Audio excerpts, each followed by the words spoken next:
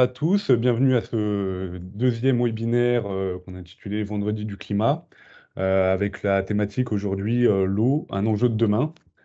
Donc on va voir aujourd'hui le bilan hydrique d'aujourd'hui et de demain, les impacts physiologiques du stress hydrique, l'adaptation stratégique à la plantation et donner plusieurs vies à l'eau. Donc cette série webinaire vous est proposée par plusieurs personnes, plusieurs collègues des chambres d'agriculture du Val-de-Loire, donc Mathieu Joanneau, représentant de la Chambre des Pays de la Loire, de Loire-Atlantique, Thomas Chassin et Perrine Dubois de la TV 49, Manon Tonnet de la Chambre du 37 et moi-même, Brieux Ménager de la Chambre du Loir-et-Cher. Donc ce webinaire s'inscrit dans une série de 4 webinaires sur le changement climatique. Donc nous avons eu un premier webinaire il y a 15 jours sur la grêle et après. Aujourd'hui, l'eau, l'enjeu de demain. Vendredi de la semaine prochaine, on vous proposera un webinaire sur comment gérer ses travaux en verre en lien avec le changement climatique. Et enfin, le 3 mars, comment s'adapter au gel de printemps. Donc en termes de déroulé pour le webinaire, vous avez vos micros et vos caméras de couper. Donc on vous propose de poser vos questions dans l'onglet Conversation, euh, hop, que vous allez trouver ici. Et toutes les réponses, les questions et les réponses seront données en fin de webinaire. Donc voilà, bon webinaire à tous. On est parti. Donc pour commencer, bilan hydrique aujourd'hui et demain, donc par rapport à la gestion de l'eau. Le bilan hydrique d'une vigne, c'est quoi? C'est les précipitations qui tombent, donc la pluie qui tombe, moins l'évapotranspiration, donc c'est qui correspond au métabolisme de la plante et l'évaporation de l'eau du sol. Et tout ça avec des facteurs externes qui sont la nature du sol et la réserve utile du sol. Donc la réserve utile du sol, qu'est-ce que c'est? C'est la capacité maximale d'un sol à contenir de l'eau utilisable par la plante, par la vigne. La réserve utile, elle peut être divisée en deux parties. La réserve facilement utilisable, qui induit un confort hydrique où la vigne peut puiser facilement cette eau-là.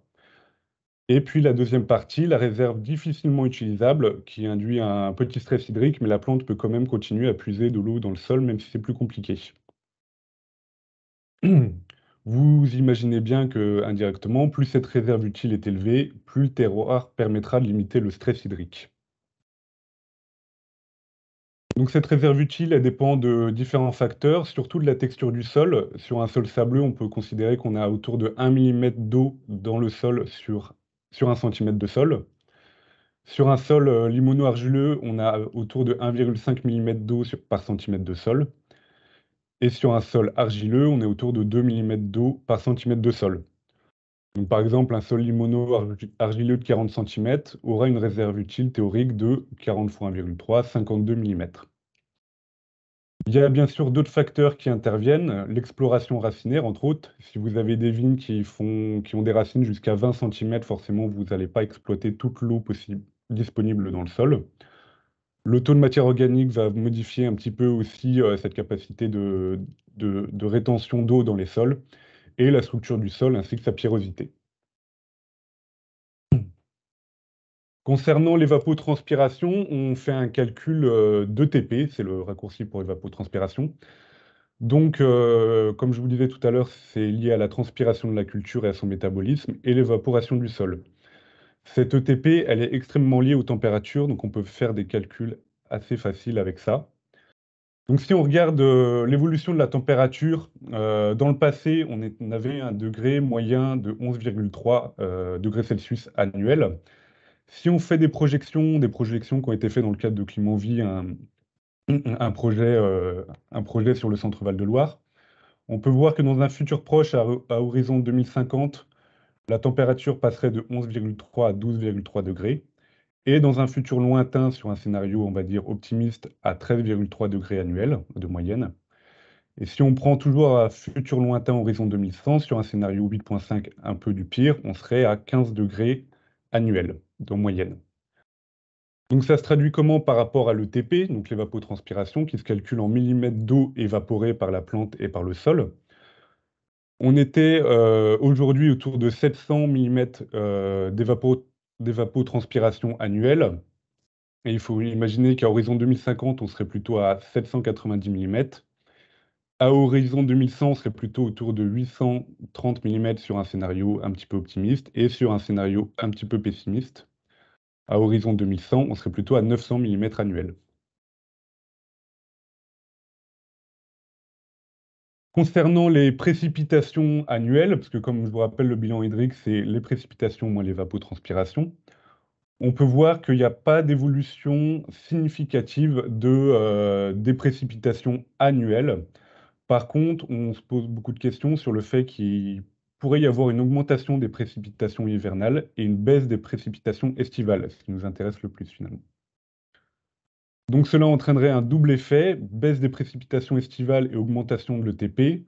Donc ça pourrait amener une contrainte hydrique estivale un peu de plus en plus importante. Donc en quelques chiffres sur l'Anjou Saumur, sur les projections qu'on peut avoir de bilan hydrique. Donc on peut voir que d'ici 2050, on aurait un déficit hydrique accentué de 4 mm et à horizon 2100, un déficit hydrique accentué de tour de 40 mm. Donc ça, c'est les projections qui ont été faites sur l'Anjou sous mur. On peut voir que dans le Muscadet, ces projections sont sensiblement les mêmes. Pour représenter autrement, dans le secteur du centre Val-de-Loire, on peut voir ici un graphique avec le déficit hydrique sur le côté en millimètres et la saisonnalité en décades avec tous les mois de l'année. Et on peut voir que sur les périodes de juin, juillet, août, on aurait des déficits hydriques qui engendraient un stress de plus en plus important au fur et à mesure des années qui vont s'écouler et suivant les scénarios possibles.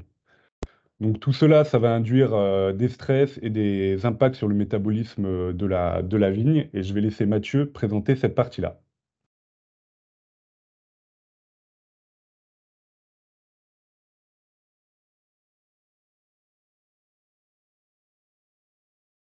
Bonjour à tous. Alors, du coup, oui, on va prendre quelques minutes pour étudier l'effet du stress hydrique sur la physiologie de la vigne. Alors, un bref rappel sur la vascularisation de la plante. Il y a deux canaux différents. Donc, il y a le phloème qui conduit la sève élaborée, donc celle qui est chargée des produits de la photosynthèse depuis les feuilles vers le reste de la plante.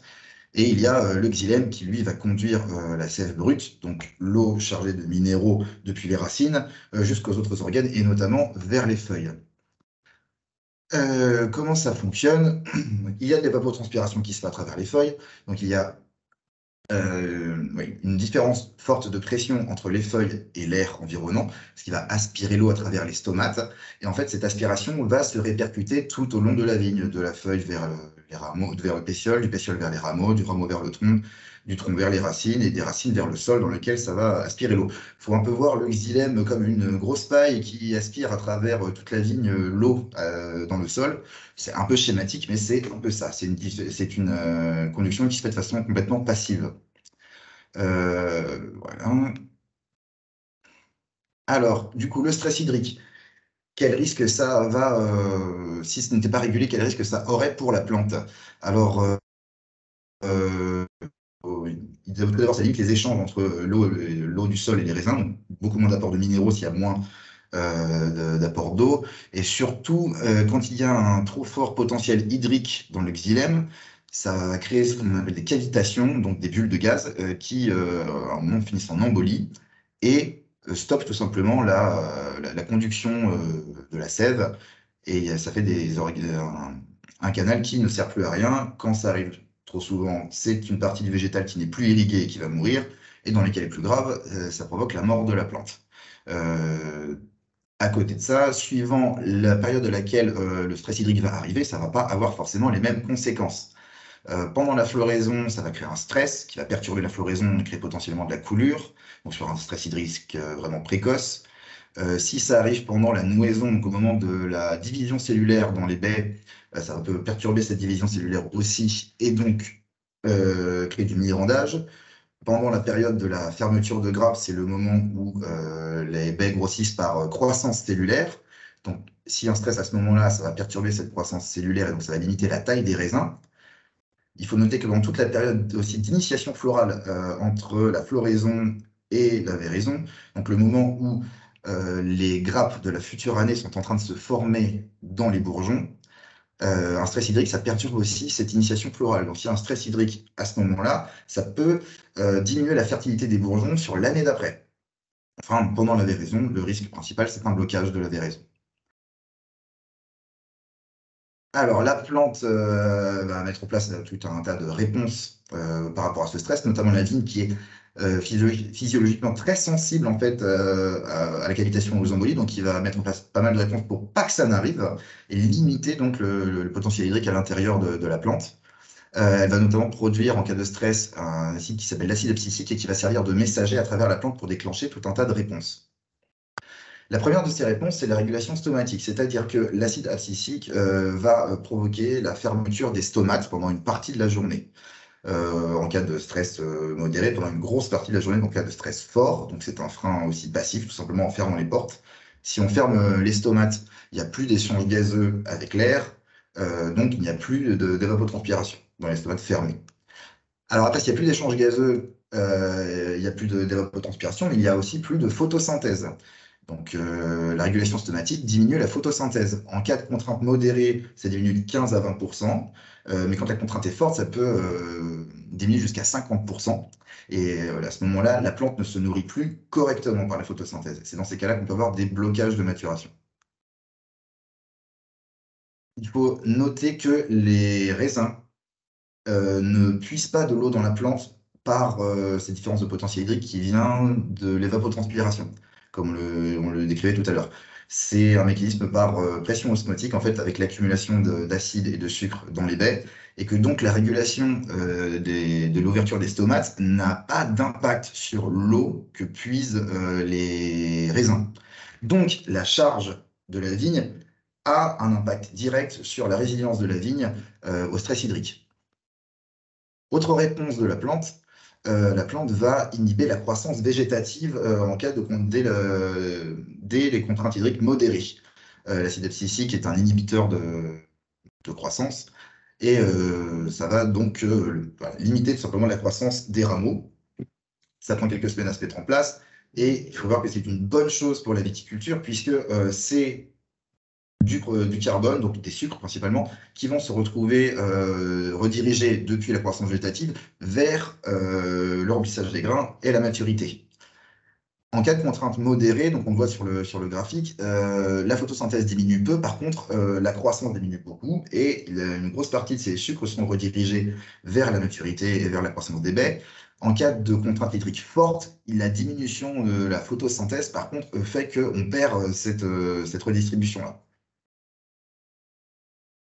Enfin, un gros effet de la contrainte hydrique, c'est la défoliation en cas de stress fort, va se provoquer pour plusieurs raisons. Tout d'abord, l'acide abscisique va accélérer la sénescence des feuilles, donc la chute des feuilles, comme à l'automne, notamment dans la zone des grappes. S'il y a donc cavitation et embolie dans les pétioles des feuilles, ces feuilles ne seront plus irriguées, elles vont mourir et tomber. Enfin, s'il y a un ralentissement du métabolisme du fait de la fermeture des stomates et de la diminution de la photosynthèse, il y a moins de synthèse, notamment de chlorophylle, et il y a un jaunissement général de la plante. Tout ça, ça va avoir des conséquences, on va dire, sur les caractéristiques œnologiques des raisins. Alors, en premier lieu, les acides sont synthétisés lors de la croissance cellulaire dans les baies. Donc, si cette croissance est perturbée, il y aura moins de synthèse d'acide tartrique et malique, donc une diminution déjà à la base de l'acidité dans les baies. En deuxième lieu, l'acide abscisique provoque une synthèse d'anthocyanes et de polyphénols de façon générale, notamment dans les cépages rouges. Alors ça, c'est directement proportionnel à la contrainte hydrique. Donc ça, c'est ce qu'on voit sur le graphique de droite, avec la concentration d'anthocyanes dans les baies en fonction de la contrainte hydrique subie par la plante. Sur les blancs, ça peut provoquer de l'amertume. Le fait qu'il y ait moins de nutrition azotée, ça fait qu'il y ait moins de précurseurs d'arômes dans les baies. Et enfin, il y a une grosse conséquence sur le taux d'alcool. Donc ça, c'est ce qu'on voit sur le graphique de gauche. En cas de contrainte hydrique faible, donc insuffisante, il y a une grosse partie des sucres est dirigée vers la croissance végétative, donc on a un degré qui est plus faible. En cas de contrainte modérée, la photosynthèse fonctionne encore bien, mais il y a redirection des ressources carbonées vers les baies, donc là on a un degré qui est plus élevé. Et en cas de contrainte hydrique forte, la diminution de la photosynthèse est trop importante et on a des blocages et une chute du degré. Alors voilà, pour éviter que cette contrainte arrive, on a plusieurs moyens, et notamment à la plantation, et ça, je vais laisser Perrine vous en parler.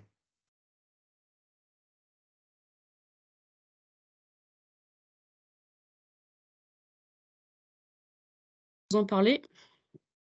C'est bon, ça marche là, le partage d'écran? Je passe en mode diaporama. L'écran, c'est parfait. On est parti? Tout va bien? Super. Ouais. Donc bonjour à tous. Effectivement, on va voir que réussir sa plantation, c'est vraiment la première étape pour atténuer les aléas climatiques. Alors déjà, c'est quoi la définition d'une plantation réussie? C'est une plantation qui va avoir une exploration racinaire optimale et qui va pouvoir explorer toute la réserve utile offerte par le sol. Donc souvent, en formation, j'aime bien faire cogiter les vignerons sur l'impact d'un enracinement superficiel comparé à une exploration racinaire optimale. Bon, là, je vais le faire toute seule. Je vais vous dérouler tout d'abord les inconvénients. Donc, un enracinement superficiel, c'est un volume de terre à explorer qui va être beaucoup plus faible et donc des carences vraies par un accès réduit aux éléments et aux oligo-éléments. À l'inverse, on voit que quand on a une exploration racinaire optimale, les racines vont pouvoir profiter des minéraux et des oligo-éléments offerts par la réserve géologique du terroir. Là, on pourra parler d'un effet terroir aussi. Ce qu'il faut savoir, c'est qu'il y a des éléments qui sont très peu mobiles, comme le phosphore. Donc, il faut que la plante puisse aller les chercher en profondeur. Elle aura également un accès beaucoup plus grand aux oligo-éléments comme le fer, le zinc, le molybdène et notamment ça, c'est des cofacteurs de réaction enzymatique et ça va lui permettre de mettre en place son système de défense naturelle et donc de mieux résister contre les pathogènes et aussi d'avoir une meilleure résilience aux aléas climatiques comme le gel ou la grêle, par exemple. Ce qu'on sait, peut-être moins aussi, c'est que sans problème de maladie ou d'accident climatique, la vigne va mourir naturellement de vieillesse, mais quand elle aura épuisé les ressources du sol. Ce qui veut dire que si les ressources du sol sont inépuisables, la vigne peut avoir une très longue longévité. On connaît tous des vignobles qui ont 100 ans, c'est rare, mais ça existe et ça devrait être la norme. Si on a un enracinement superficiel, c'est très logique que la vigne ait un accès moins important à l'eau et donc ça va créer des carences induites, notamment en magnésium, en potassium et en bore. C'est des éléments la vigne boit et mange aussi par l'eau, hein. C'est les éléments qui sont dans la solution du sol. Donc, s'il n'y a pas d'eau, elle a soif et elle a faim. D'autre part, elle va rentrer plus rapidement en stress hydrique parce que c'est ses racines qui vont informer les feuilles qu'il fait sec et donc faire passer le message de l'arrêt de la photosynthèse. Donc plus l'enracinement est superficiel, plus elle va rapidement rentrer en état de stress et arrêter sa photosynthèse. Ensuite, des racines en surface, c'est une absorption de l'eau et des éléments par à-coups. Donc dès qu'il va pleuvoir, on va minéraliser de l'azote. La vigne va se gorger en azote et va être très sensible aux maladies cryptogamiques. Le mildiou et l'oïdium, on connaît ça, et la pourriture grise, on connaît ça bien, mais aussi il y aura plus de mortalité par SK. On sait bien que les printemps pluvieux suivis d'étés très secs, c'est des années où on voit beaucoup d'SK. Ensuite, Thomas vous en parlera plus, on a plus de risques de mortalité par foltage. Ce qui est important aussi et de plus important dans les années qu'on vit là, c'est que des racines en surface, c'est des racines qui vont être au contact d'une température plus élevée plus tôt et donc ça va provoquer un débourrement plus précoce. et donc des risques de gel accrus. Donc pour venir à une exploration racinaire optimale, quand la vigne peut s'enraciner en profondeur, il va y avoir une alimentation plus régulée en eau. Donc il va y avoir aussi une contrainte hydrique, mais elle va s'installer de façon beaucoup plus progressive.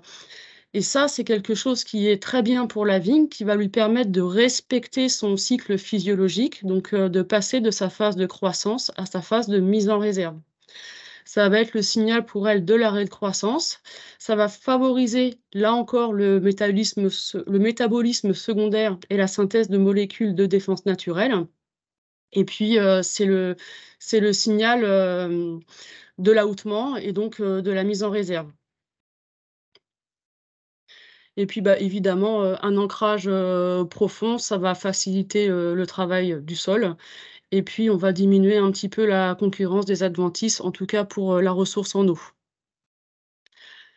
Alors, on va aborder toutes les bonnes pratiques pour réussir ces plantations. Et donc, je fais quand même une petite parenthèse sur les maladies que sont le pourridier et le cournouet.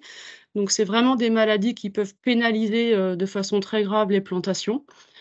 Et bah, pour les éviter, il faut essayer d'enlever un maximum de racines quand on arrache les vignes.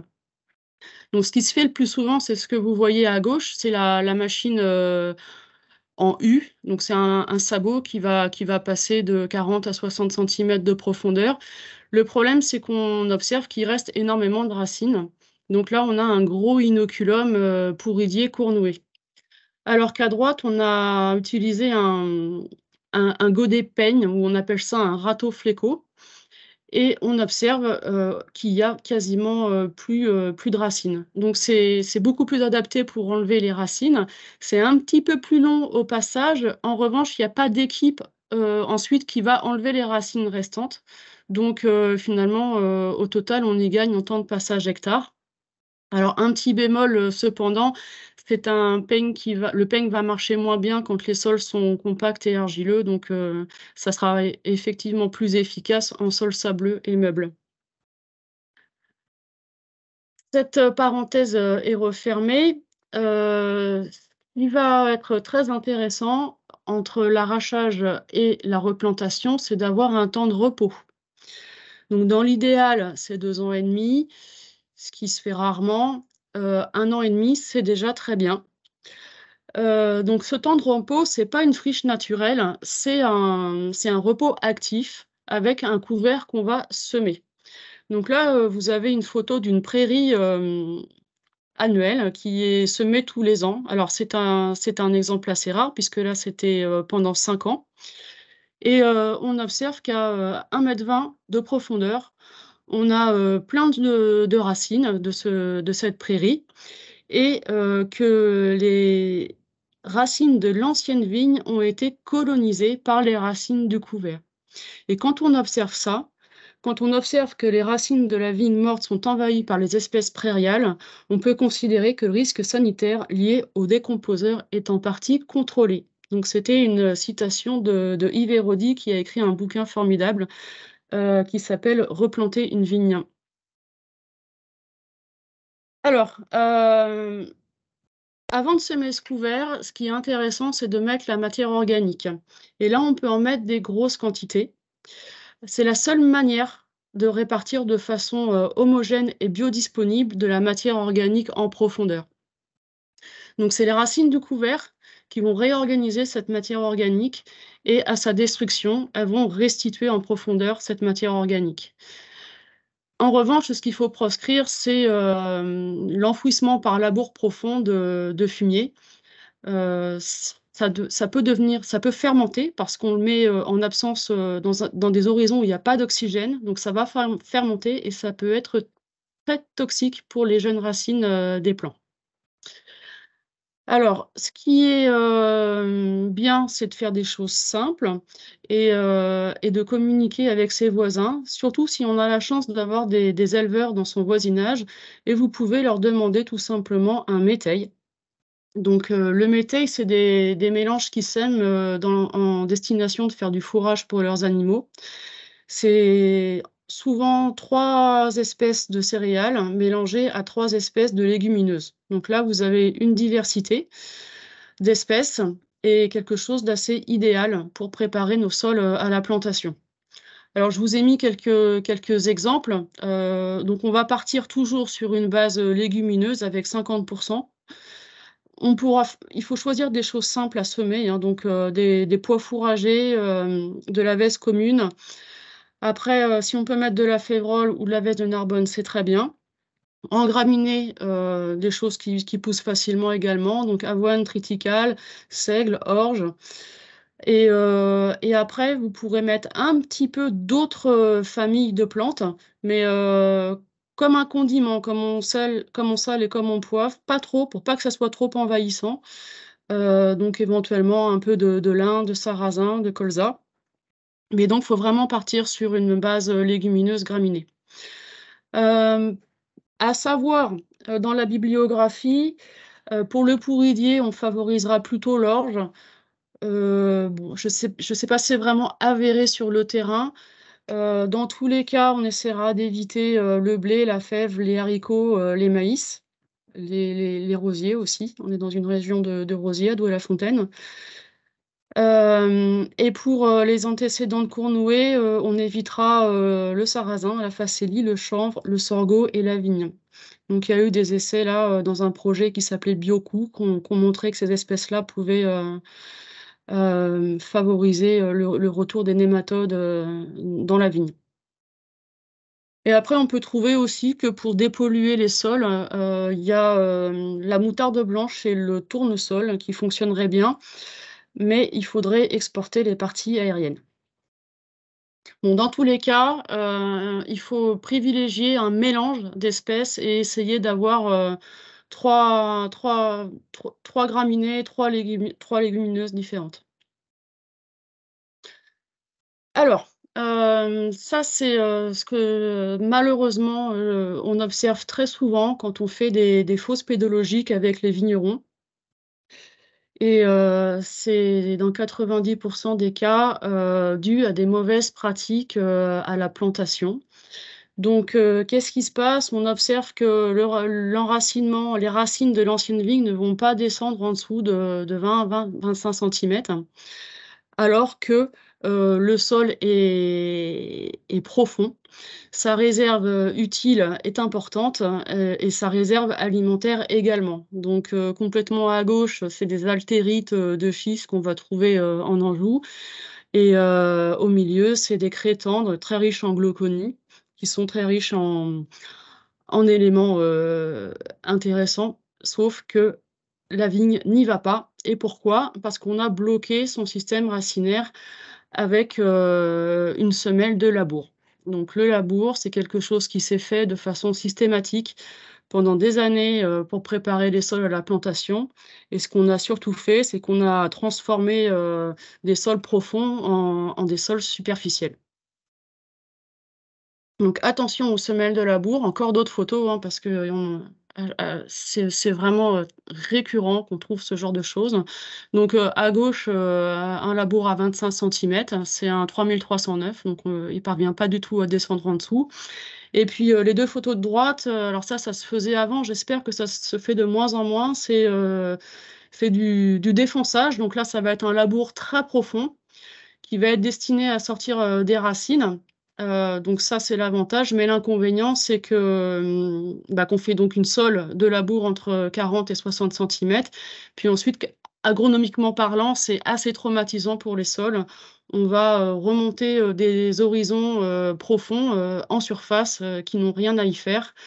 Donc ce qui était préconisé d'ailleurs, à l'époque, c'est, le défonçage était uniquement dévolu aux parcelles où on avait observé du pourridier et du cournouet et derrière, il fallait un repos avec un couvert pendant 7 ans pour que la fertilité du sol se refasse après cette pratique, traumatisante. Mmh. Donc on va, éviter les semelles de lissage, donc éviter l'emploi des charrues, ou des outils animés.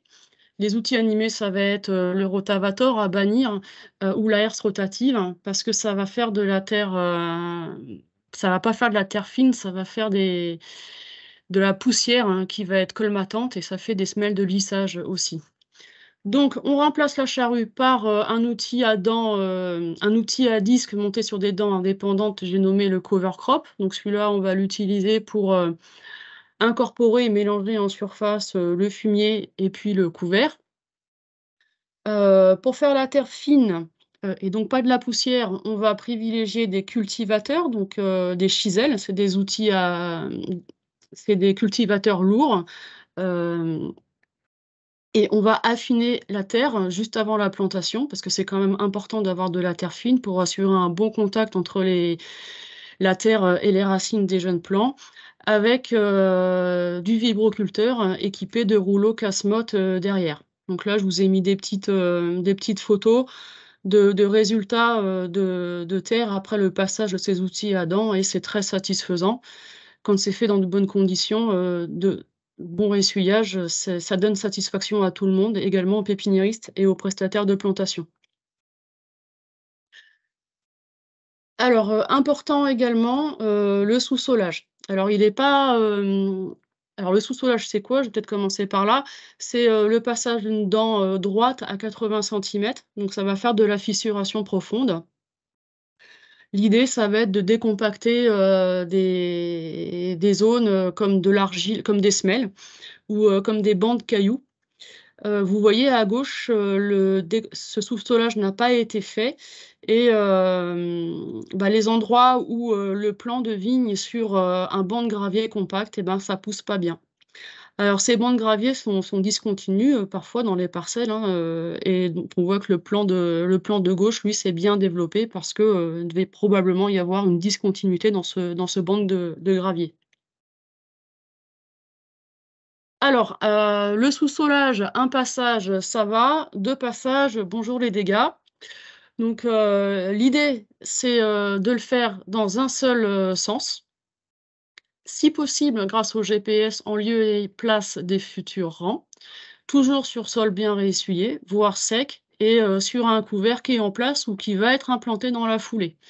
Il faut que les racines du couvert, aillent coloniser les fissures créées par le sous-solage pour maintenir, cet ameublissement en place. Sinon, il va y avoir des risques de colmatage. Et à droite, 2 passages, bonjour les dégâts, le mieux est l'ennemi du bien, hein. Donc là, ce qu'on a fait, c'est qu'on a ressorti, des gros blocs, de roches. Il y a eu une pluie ensuite, donc toute la terre fine est partie dans les fissures, a colmaté au fond et le vigneron n'a pas pu planter sa parcelle. Donc il a dû faire appel à un concasseur de cailloux et c'est pas forcément quelque chose de bénéfique parce qu'on peut libérer des minéraux, toxiques, notamment sur, les schistes alumineux. Donc là, il y a des risques de libération d'aluminium qui peut vraiment être ça peut vraiment être très toxique pour les jeunes racines des plants ou, en sol calcaire, du calcaire actif. Donc, on va passer maintenant à l'étape cruciale, hein, qui est, la plantation. Donc, soyez présents le jour de la plantation pour vérifier le bon positionnement des racines. Donc, par exemple, à la machine, on peut avoir des problèmes si le réglage du soc de plantation est fait trop en surface. Donc logiquement, il doit aller à 40 centimètres de profondeur. Il faut bien vérifier que c'est le cas. Heu, il faut bien vérifier que les racines sont recoupées à 5 centimètres et pas laissées trop longues et bien vérifier qu'on pose pas le soc, le talon du plant, pardon, sur une zone compacte. Et là, je vais vous montrer une photo où ces 3 cas, sont jumelés et on se retrouve avec, ce genre d'enracinement. Donc ça fait, elles sont toutes regroupées en queue de cheval à 25 centimètres de profondeur et ça pousse pas, hein. Donc là, c'est un gros lot qui est, greffé sur un Gravzac qui a 7 ans et qui culmine à 10 hecto-hectares et malheureusement, on peut observer, que ces mauvaises pratiques ont été faites. On peut connaître l'origine, que c'est la plantation. En revanche, il y a pas de méthode curative. Donc là, il faut, tout arracher et tout recommencer. Donc c'est vraiment l'étape où il faut être présent à la plantation. Donc, en plantation machine, 5 centimètres, c'est un bon compromis. Ce qui nous donne, comme à droite, là, c'est un sol qui a été préparé avec un vibroculteur, justement, pour préparer le chantier de plantation. Et le plan est parfaitement bien planté, avec des racines qui sont bien disposées de façon verticale. En plantation manuelle, la longueur des racines préconisées, ça va être 1 à 2 cm. Donc c'est pas beaucoup, mais si on laisse plus long, elles seront mal positionnées. Et il faut bien vérifier que les planteurs fassent le petit geste de relever légèrement le plan,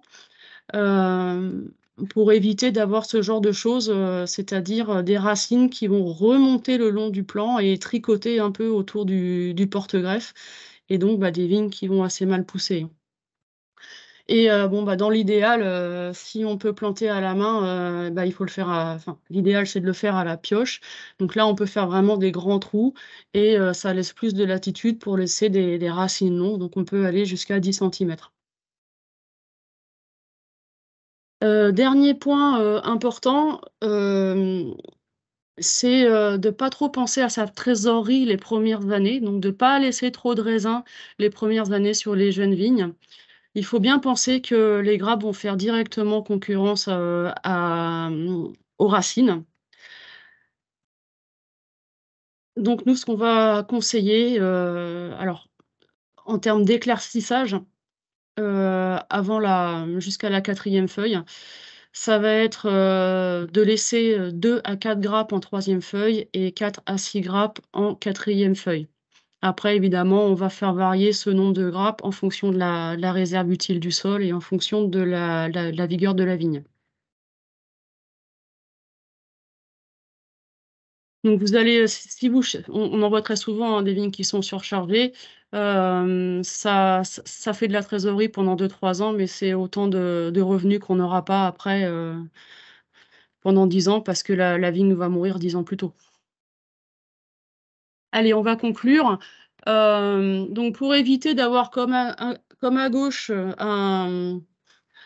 un cep de vigne qu'on va acheter dans une jardinerie bon marché, et qui va mourir dès qu'on va le mettre dehors, parce qu'il va être confronté à la vraie vie, hein, donc à du soleil ou à du froid. On va éviter les apports massifs de fumure azotée au moment de la plantation, jumelés à des semelles de labour, parce que ça va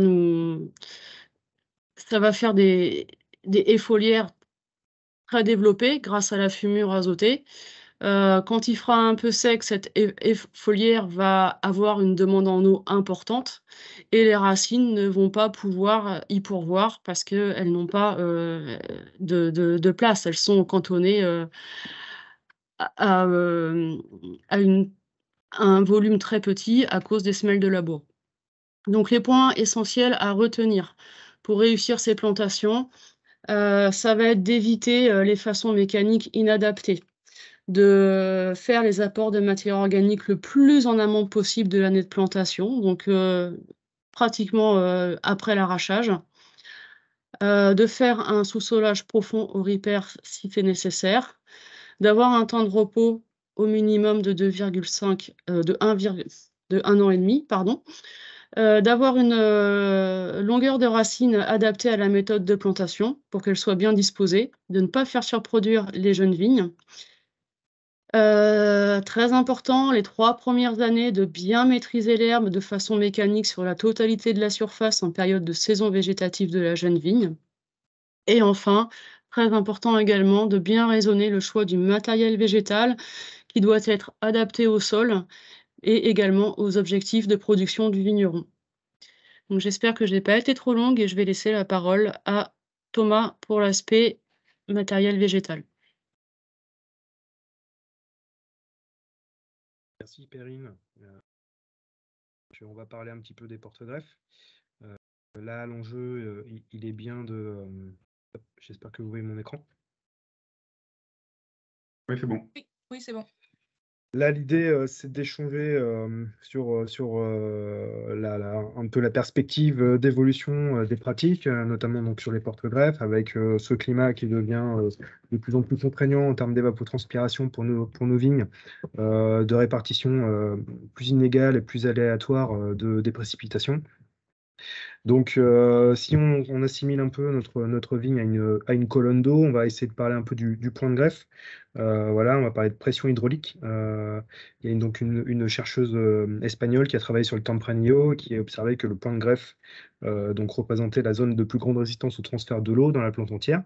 Donc ça, c'est un constat. Et ensuite, il y a aussi après la qualité des greffes de nos plants, hein. Donc, une publication de Millien en 2012, là, comparée par tomographie un plan de bonne qualité avec une belle soudure qui est à gauche, et puis à droite, un plan qui est d'une qualité beaucoup moins bonne. Vous voyez déjà l'inadéquation entre les diamètres greffon-porte-greffe, ce qui finalement augmente la friction hydraulique avec des angles aigus. Alors en bleu, vous avez finalement le trajet de sève, hein, la conductivité hydraulique ici, donc, qui est représentée avec des angles assez marqué.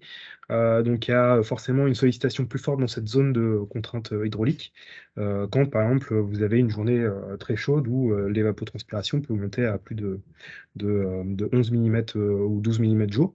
À gauche, là, vous avez donc un plan de très bonne qualité. Vous avez vu donc, que les angles sont plutôt assez doux sur le point de greffe et que l'hydraulique nous paraît d'une bien meilleure qualité. Donc voilà, le point de greffe, la qualité des plans, c'est aussi donc un élément sur lequel on doit être vigilant par rapport à ces enjeux d'eau et de plantation et de production.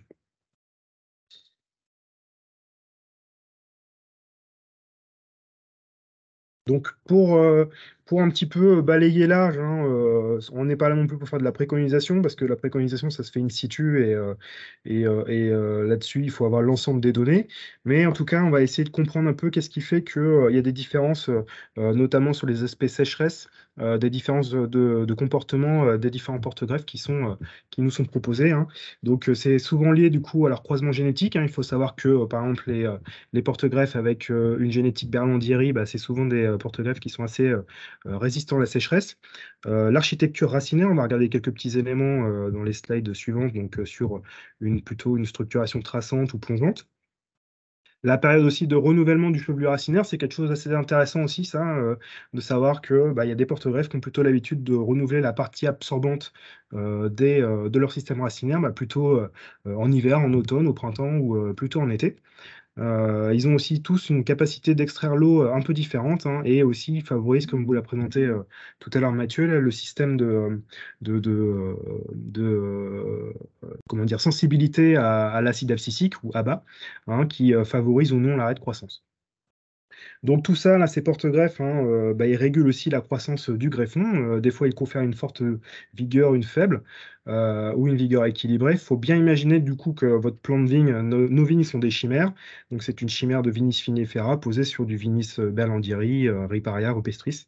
Donc il y a vraiment une recommunication, en fait, un recodage de la communication entre la partie souterraine et aérienne, et ça ouvre vraiment beaucoup de champs du coup d'investigation au niveau de la recherche, très intéressant. Donc, nous, on a bien pu aussi avancer sur ces connaissances grâce aux travaux de Nathalie Ola et de son labo, hein, sur l'influence du porte-greffe concernant du coup la conduction de l'eau dans la partie aérienne. Et aussi, du coup, dans le sens inverse, hein, la demande en eau de la partie supérieure et le développement de la surface foliaire, et donc la régulation des stomates. Donc, il faut vraiment imaginer qu'il y a une connexion, comment dire, comme un ascenseur, hein, entre le souterrain et puis l'aérien, qui fait que, en fait, on a des porte-greffes qui sont plus adaptés à accompagner nos vignes dans un contexte climatique qui évolue très vite. Donc là, on vous a remis un petit peu pas un petit peu, on vous a remis les principaux porte-greffes à travers le monde et leur parenté. Donc ça, c'est un travail de Diana Marine basé sur les travaux de Schaeffer. Donc là, vous avez l'intégralité quasiment des porte-greffes qu'on peut trouver dans le monde. Il y en a qu'on n'a pas non plus en Europe, mais qui sont en cours d'acclimatation et qui seront peut-être proposés, voire pour faire des croisements, hein, comme par exemple le Harmony, le Dog Ridge, le Freedom. Tout ça, c'est beaucoup utilisé plutôt dans l'hémisphère sud. Donc, ce que je vous disais, c'était que les berlandieri, souvent, ont quand même une résistance à la sécheresse assez forte, hein, notamment, par exemple, les croisements rupestris-berlandieri. On en dira quelques mots après. Donc, l'état des lieux des porte-greffes, c'est qu'on a 31 porte-greffes inscrits et autorisés pour la vigne, mais 5 représentent 75% des plantations et qui sont les plus diffusés. Donc, c'est le SO4, le 110 Richter, le 3309, le Fercal et le Grafsac. Je vous ai mis un petit tableau synthétique assez simple qui a été produit par la Haute École spécialisée de Suisse, hein, Marcus Rient. Donc là, on a donc les porte-greffes qui sont à gauche adaptés à la sécheresse, à droite à l'humidité. On va regarder un petit peu, faire un petit focus plutôt sur les côtés sécheresse. Donc vous voyez la liste des porte-greffes adaptés, comme le 140 Ruggieri, 110 Richter, 1103 Paulsen, RSB1, 333 École de Montpellier. J'ai barré le 161-49C parce qu'il y a quand même eu des gros problèmes justement donc, de tylose et de faultage. Donc voilà, ce porte-greffe, il est quand même beaucoup moins utilisé à l'heure actuelle, qu'on comprend plus les phénomènes qui sont liés à ce porte-greffe implanté en Bourgogne. Donc voilà, la tylose, c'est une maladie physiologique qui affecte ce porte-greffe, mais aussi dans une moindre fréquence, le SO4, le 3309 coup d'air et le 5BB. Donc pourquoi la tylose? Bah, c'est tout simplement en fait une maladie qui porte son nom lié au tyle. Ce sont en fait des bouchons qui viennent obstruer le xylème du porte-greffe. Quelle est la conséquence de cette tylose? Bah, c'est du faultage. C'est-à-dire que vous avez du coup dans les vaisseaux xylémiens, comme sur l'image à droite, des vésicules qui viennent boucher finalement ces canaux xylémiens. Et du coup, bah, la sève ne peut plus circuler puisque en fait, le faisceau xylémien est complètement obstrué. Donc à la suite de ça, on a du faultage au niveau de la plante. Ce qui est intéressant, c'est que c'est une manifestation rapide mais réversible d'un excès de transpiration. C'est-à-dire que la plante est vraiment là à se ventiler, à évaporer beaucoup d'eau, mais au niveau racinaire, elle a du mal en fait à envoyer assez d'eau pour ses feuilles par rapport à ses capacités d'absorption d'eau.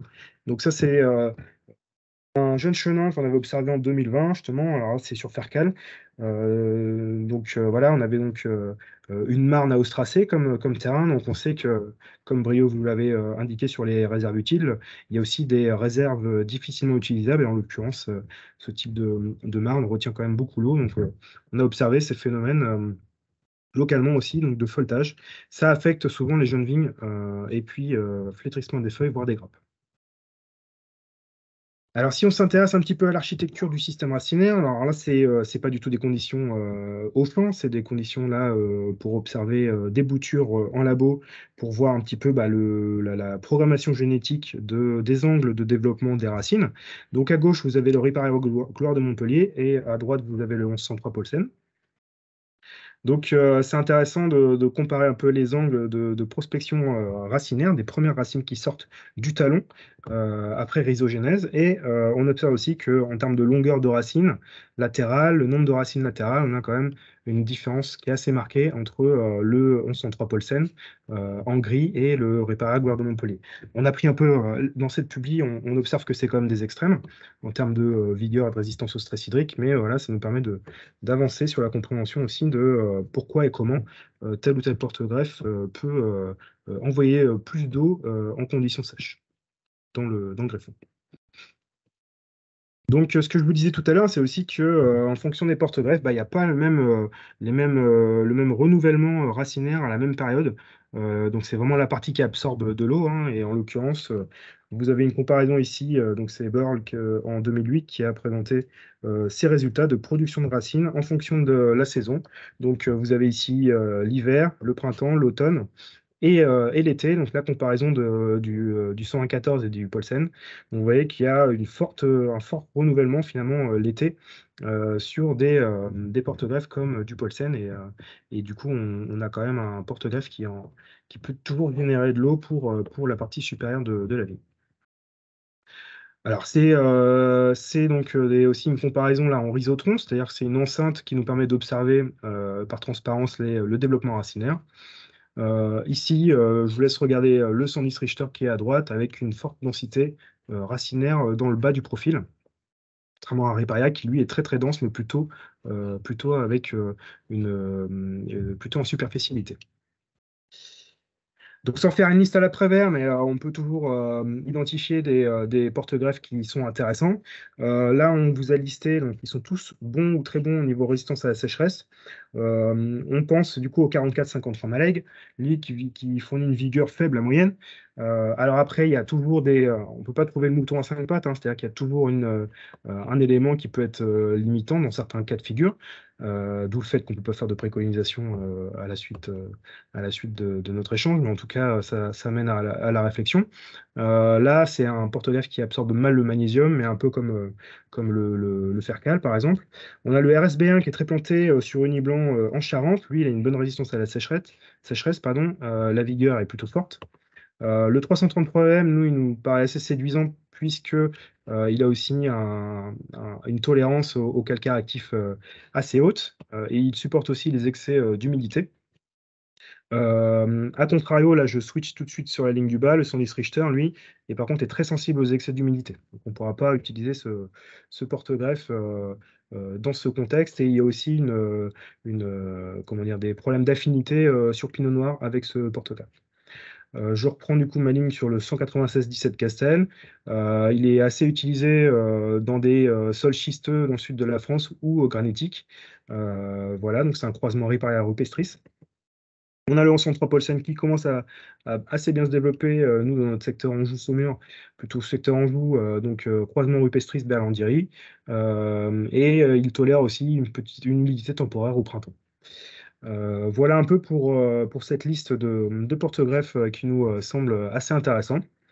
En conclusion sur les porte-greffes, voilà, c'est plus facile de gérer une vigueur en plus qu'une vigueur en moins. Quand on a une parcelle où on voit que tous les ans on a du mal à avoir du beau bois, que la production est un peu en dessous de nos attentes, vaut mieux avoir une vigueur en plus que courir derrière et de rapporter beaucoup d'éléments pour maximiser la fertilité, alors que l'eau, elle, bah voilà, elle est pas plus disponible que ça pour la plante. Les ETP, donc l'évapotranspiration, on sait que ça va augmenter hein, de l'ordre de au moins 16% à l'horizon 2040. On essaie quand même de faire des raisins qui nous emmèneront des vins de style Loire, quoi, hein, avec quand même un profil de maintien de l'acidité dans les mous. On sait que les vignes qui ont un peu plus de vigueur aussi, elles reprennent beaucoup mieux après le gel. Et aussi que ça nous permet des fois d'avoir une aie foliaire un peu plus développée en épaisseur qui nous limite l'échaudage quand il fait chaud l'été par rapport aux problématiques comme le gamay, le chenin qui sont très sensibles à l'échaudage.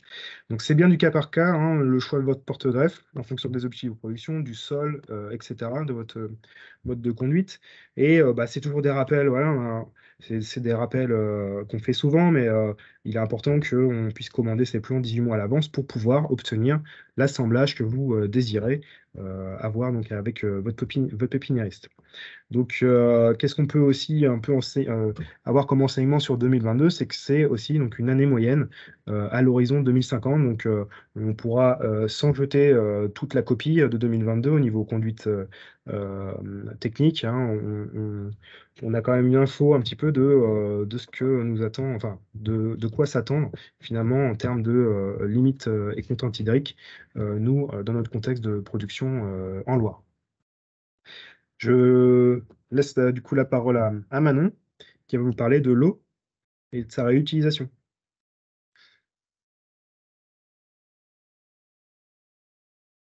Manon, il faut que tu mettes ton micro. Tout le monde voit mon écran, excusez-moi. Ouais. Ouais, ok. Du coup, moi, je vais passer plutôt sur le fait de donner plusieurs vies à l'eau, donc on sort complètement de la production. Donc, juste pour faire un rappel rapide des projections climatiques, donc on va avoir une amplification du cycle de l'eau, donc une augmentation des températures des eaux de surface. On va avoir un accroissement de l'évapotranspiration et une augmentation de la vapeur d'eau. Ça va faire que dans certaines zones géographiques du monde, on va avoir des plus fortes précipitations et à l'inverse, dans certaines zones, on aura une intensification des phénomènes de sécheresse. Parmi les autres projections climatiques, on retrouve qu'on va avoir une diminution des débits d'étiage des cours d'eau, donc avec un risque de stagnation des eaux et un développement de bactéries qui vont rendre cette eau impropre à la consommation. On va avoir une baisse du niveau moyen mensuel des nappes phréatiques, un accroissement du déficit hydrique sur la période estivale, donc ça c'était ce que Prieux vous présentait il y a un petit peu moins d'une heure. Et on va avoir une augmentation du nombre de jours estivaux avec une température supérieure à 25 degrés par an.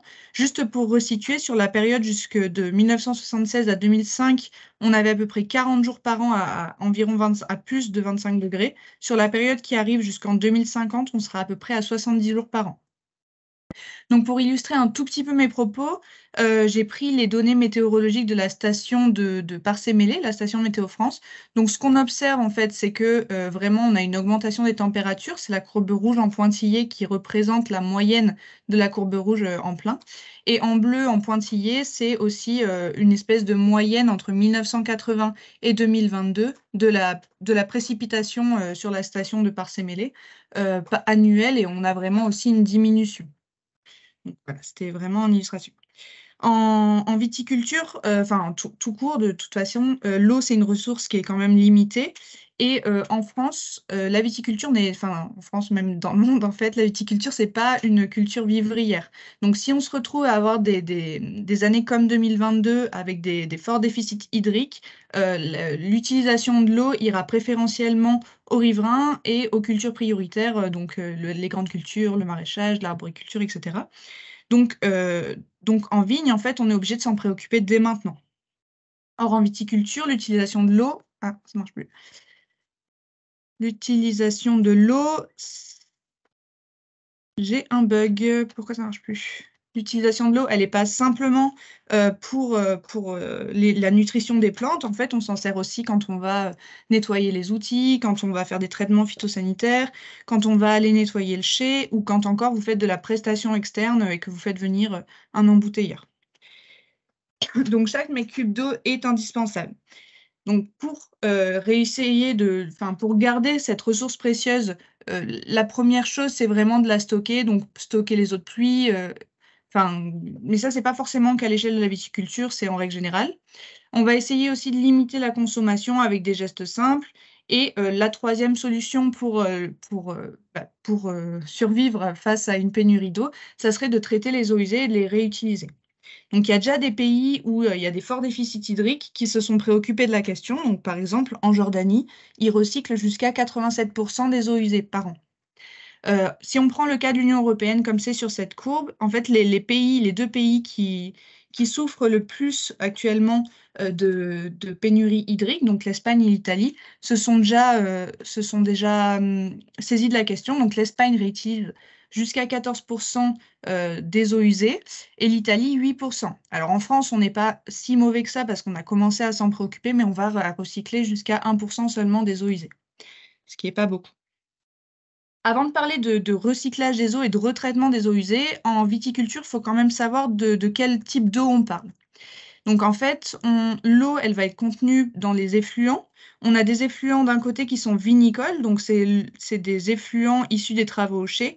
Et de l'autre côté, on va avoir des effluents viticoles issus des travaux à la vigne. Les effluents vinicoles, à l'heure actuelle, on est capable de les retraiter et ensuite on peut les remettre en milieu naturel. Alors que les effluents viticoles, à l'heure actuelle, il n'existe pas de possibilité de retraitement de ces eaux.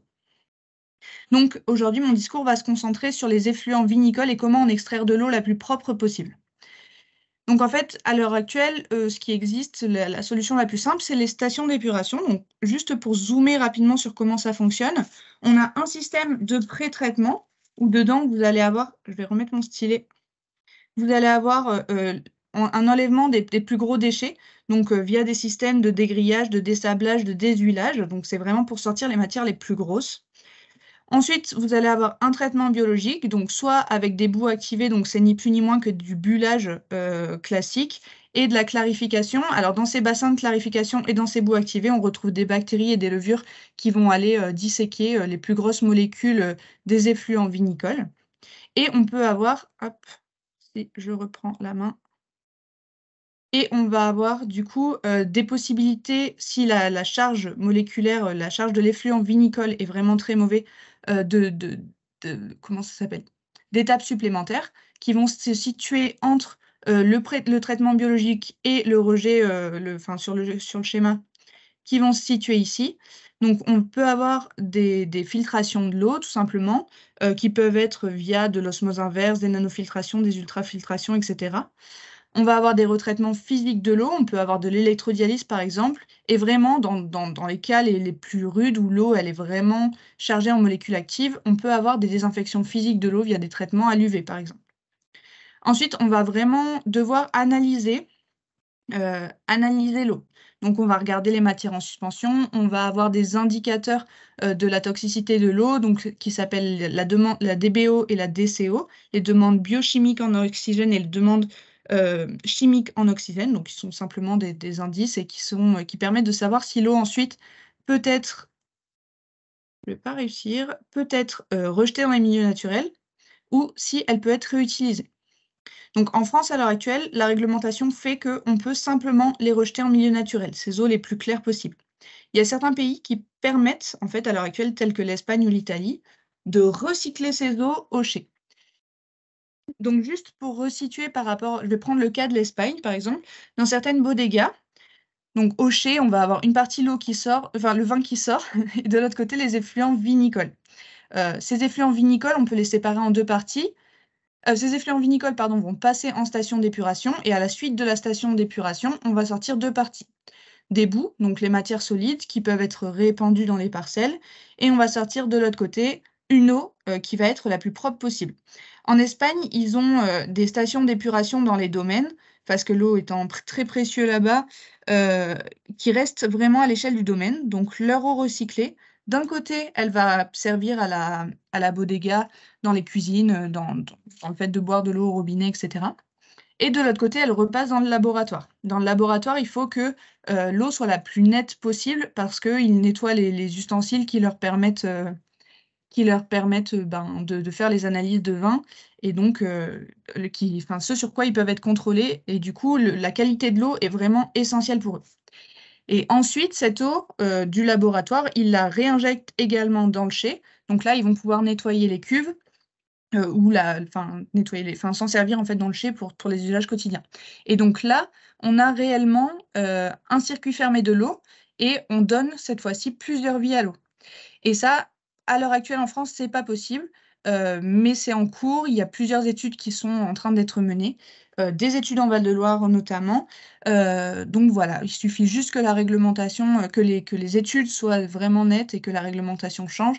Mais donc à terme, on aura aussi une espèce d'économie circulaire de l'eau à l'échelle des chais viticoles. Donc de mon côté, c'était très rapide sur le recyclage de l'eau. Juste pour nous faire un peu de pub, la semaine prochaine, on refait un webinaire, donc à la même heure, à 13h30, sur la gestion des travaux en verre en lien avec le changement climatique. Donc voilà, et puis on va passer aux questions, celles qui ont été posées dans le chat, et puis s'il y en a d'autres qui veulent en rajouter, n'hésitez pas.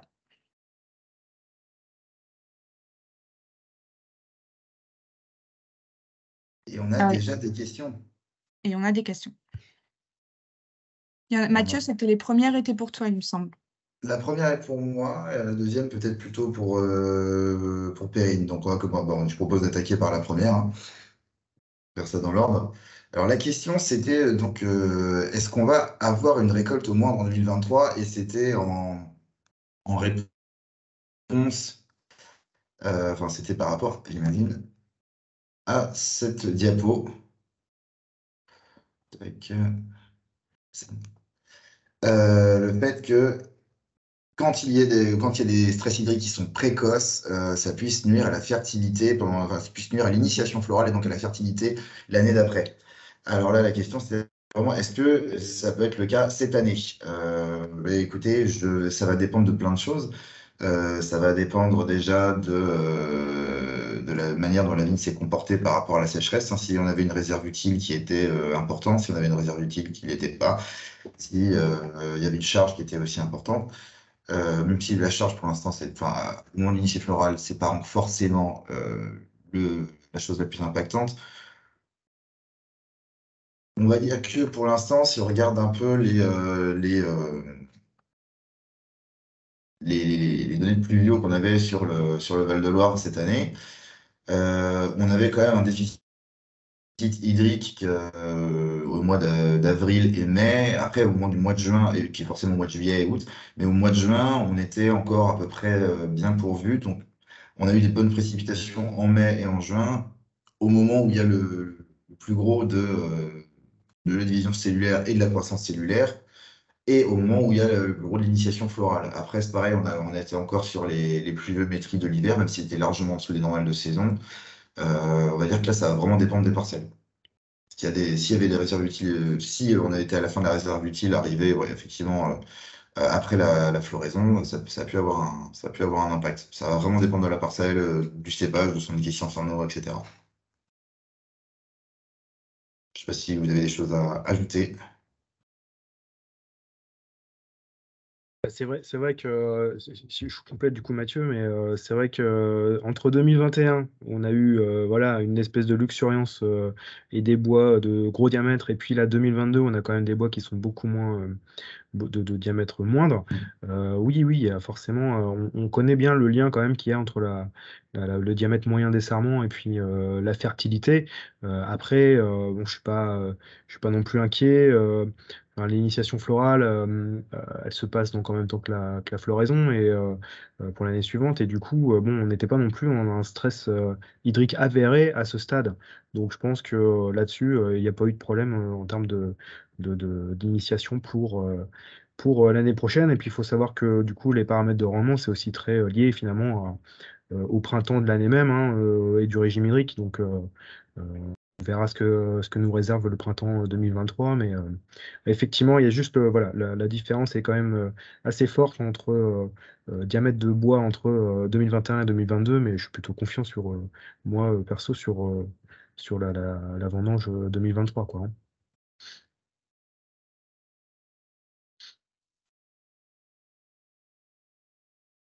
Alors, une question sur le sous-solage des vignes, mais déjà en place.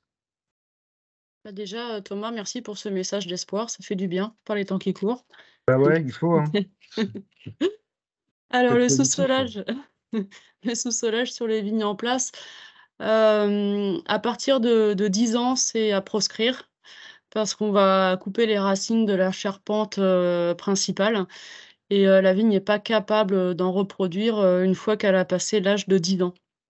Donc le sous-solage, c'est très bien pour faire de la fissuration avant la plantation, mais une fois que la vigne est en pleine production, ça risque de pénaliser très durablement son rendement. Donc à proscrire à partir de 10 ans et entre les 2, entre 0 à 10 ans, on va dire dans les premières années qui suivent, la plantation, ça peut éventuellement être une technique curative pour, corriger, des semelles qui ont été, réalisées, à la plantation. Mais ça doit vraiment rester, du curatif. Donc c'est vraiment, à réserver avant la plantation.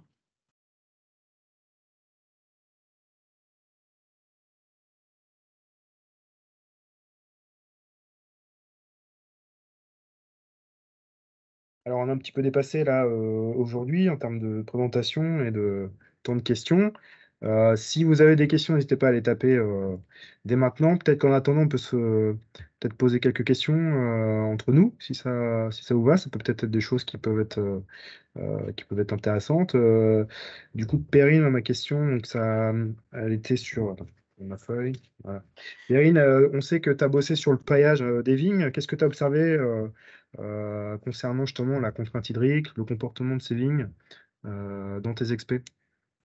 Alors donc on a travaillé sur la question, mais j'ai pas forcément travaillé sur la réponse. Donc effectivement, j'ai fait des essais, de paillage, à base de paille de blé et à base de paille de miscanthus sur des vignes, des vignes en production, voire, des vieilles vignes. Donc sur ces vieilles vignes, on observe, un impact, plutôt favorable en termes d'assèchement du sol, c'est-à-dire que le paillage va être favorable et bien ralentir l'assèchement du sol. En revanche, sur les plantations, on a un essai qui est aussi en place, mais pour le moment, j'ai pas les références puisque j'ai pas encore fait les profils à la bêche pour voir ce qu'il en est, de leur racinement. Ma crainte, c'était que, quand même avec le paillage, on va, on va donner des conditions très favorables en surface avec plus d'humidité, voire plus de matière organique avec la dégradation de ce paillage. Donc on pourrait risquer d'avoir, des plants qui restent, des racines des jeunes plants qui restent en surface parce que, les conditions y sont meilleures. Donc c'est un point de vigilance pour moi, mais j'ai l'honnêteté de dire que je ne l'ai pas encore vérifié sur le terrain.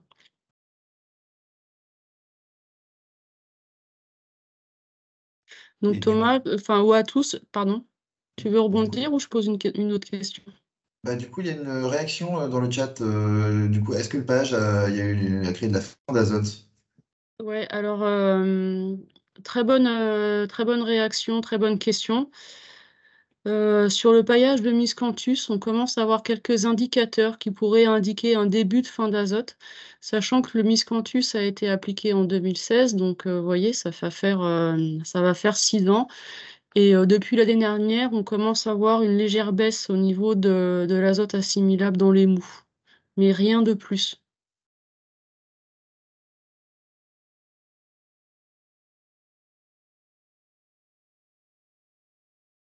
Et pour les jeunes vignes, on a au SPAD, donc ce qui mesure l'intensité chlorophyllienne, on n'a pas de différence significative, mais la vigne, elle est en 2e feuille, donc on n'a pas encore suffisamment de recul pour en tirer des conclusions.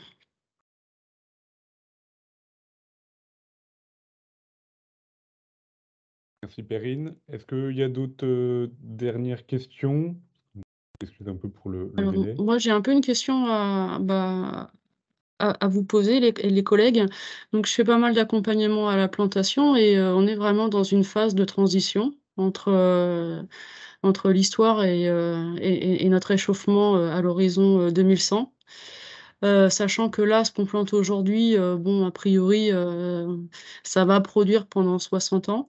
C'est délicat pour nous de faire les conseils. Est-ce qu'on y est déjà dans un réchauffement très intense ou est-ce que on reste encore sur des anciens conseils? Autrement dit, est-ce que je mets du Paulsen et du Grenache partout? Ou est-ce que je nuance mon propos en demi-teinte avec du Gravzac et on continue à produire notre chenin? Et peut-être on remplace le Cabernet Franc par du Cabernet Sauvignon, mais bon, alors en gros, Paulsen et Grenache tout de suite ou on attend encore? Moi, je serais plutôt Paulsen et Chenin. Parce que voilà, on a fait des simulations, on a présenté ça au Cival, hein, du coup les présentations seront bientôt mises en ligne. Mais enfin voilà, avec une modélisation qui s'appelle le SEV, on réussit à voir qu'on peut produire du chenin. Alors avec des modifications de l'itinéraire technique, hein, c'est bien ça qu'il faut bien voir, hein, c'est différents leviers d'adaptation hein, qui pourraient nous permettre de conserver notre chemin. Voilà quoi. Et donc oui, oui. Est-ce qu'il faut pas qu'on mette le paquet sur l'évolution sur les porte-greffes et puis on va essayer de maintenir du coup notre chemin et les cabernets dans notre secteur. Après, effectivement, si on prend le même modèle de production comme ce qu'on fait aujourd'hui et qu'on le conserve sans rien changer, là, clairement, on va dans le mur. Ça va être plus compliqué, quoi, en tout cas, pour avoir le style Loire, la fraîcheur, les degrés qui ne dépassent pas 15,5. Enfin voilà, c'est quelque chose, un vrai enjeu quand même, quoi. Donc, Si je peux me permettre, en plus, on a entre le matériel végétal au niveau porte-greffe, entre la conduite de la vigne, entre effectivement la gestion des travaux en verre, de l'enherbement, l'augmentation de la matière organique dans les sols, avant de changer nos cépages, on a quand même d'autres leviers à activer en priorité. Ça, le changement de cépage, je pense que c'est ce qu'on fait en dernier recours quand le reste a échoué, parce que ça abandonne une partie effectivement de l'identité de nos appellations.